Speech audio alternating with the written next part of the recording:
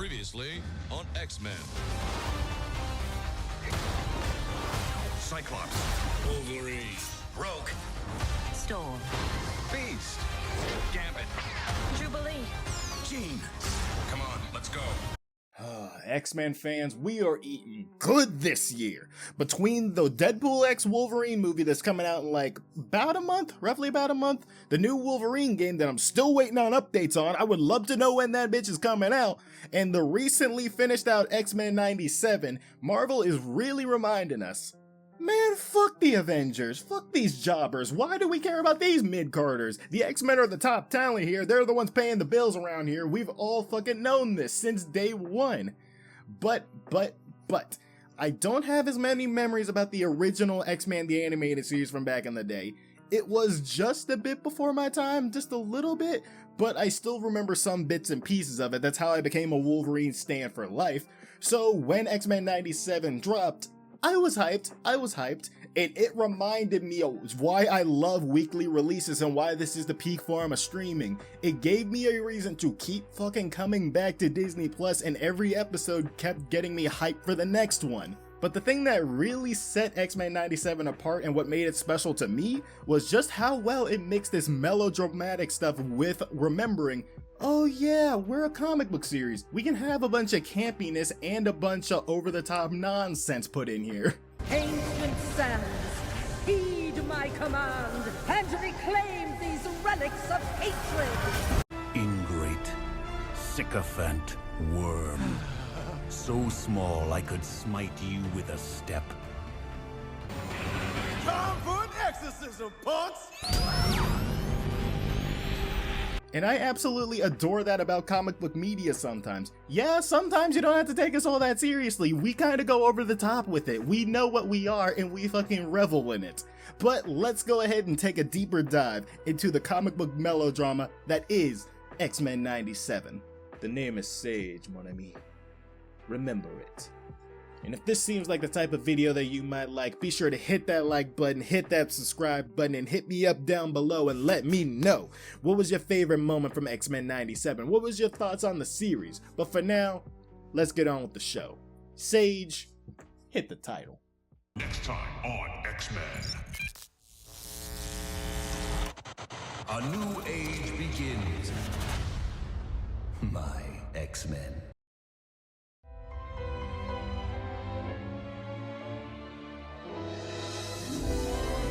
How long has it been happening? You're Jean Grey. Do you love me, Jean? He's Scott Summers. I know what I saw. Those are the rules. Jean! Scott!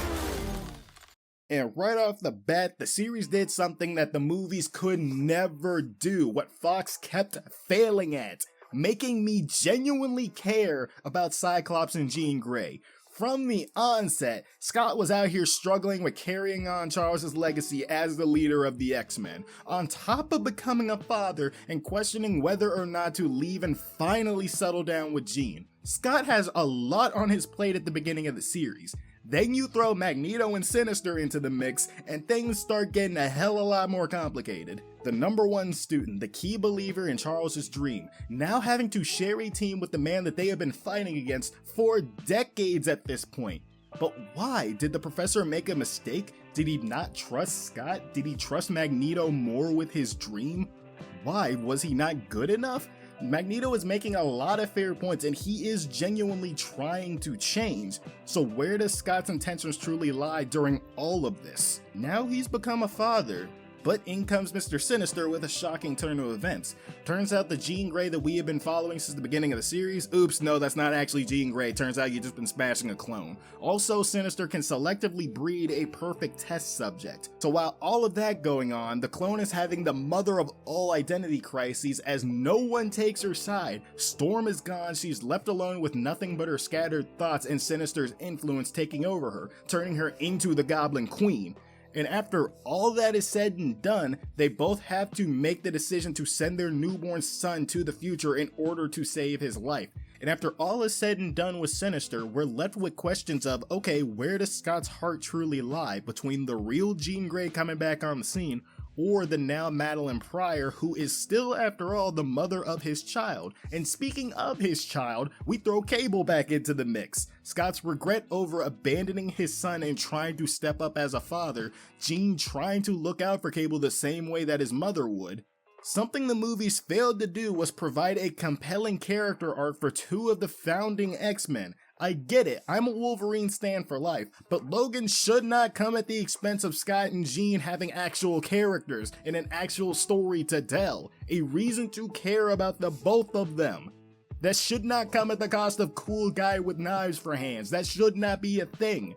They can all be cool and interesting characters in their own ways. Even if Jean is for the fucking streets, Madeline did nothing wrong!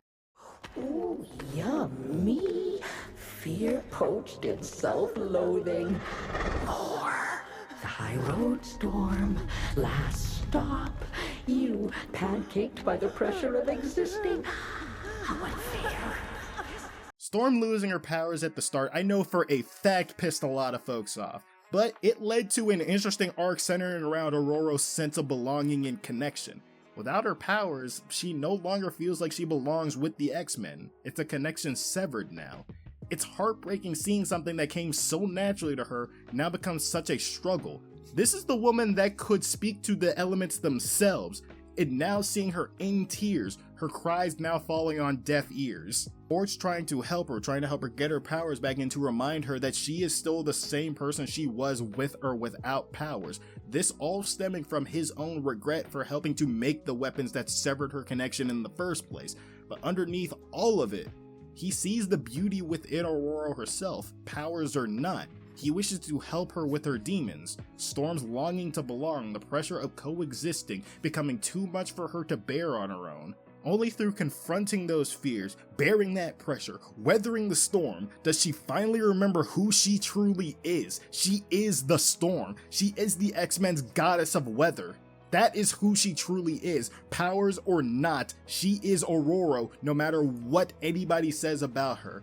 That is who she truly is, and her connections will never be lost. Your parents don't know, do they? Some sort of solar energy. Still figuring it out. Makes me strong though, really strong. Whenever I do this, it just reminds me that I'm different, that I'm lying to them. Be an X-Men, Jubilee? I don't even want to be myself. Roberto and Jubilee's story works as a look into the identity crisis that comes with being a mutant, through the analogy of a coming out story. Roberto is apprehensive about showing off his mutant powers because he wants to be seen as normal in society and not upset people, especially his parents. And because of this, he has a lot of shame and self-hatred towards himself. He doesn't even feel like he can act like himself anymore. And after the tragedy of Genosha, he's afraid that revealing himself as a mutant would lead to the exact same fate. But Jubilee helps him. He helps him to realize that his powers aren't something he should be ashamed of. They are a part of him. She helps him to come out to his mother and reveal his mutations. Jubilee is his support system, somebody who can help ground him and relate to his struggles. But then the issue becomes Roberto's mother desiring for him to be quiet about his mutations and to keep it secret, having to hide who he is for the sake of not making people uncomfortable, as tensions between mutants and humans keep rising after the Genosha incident.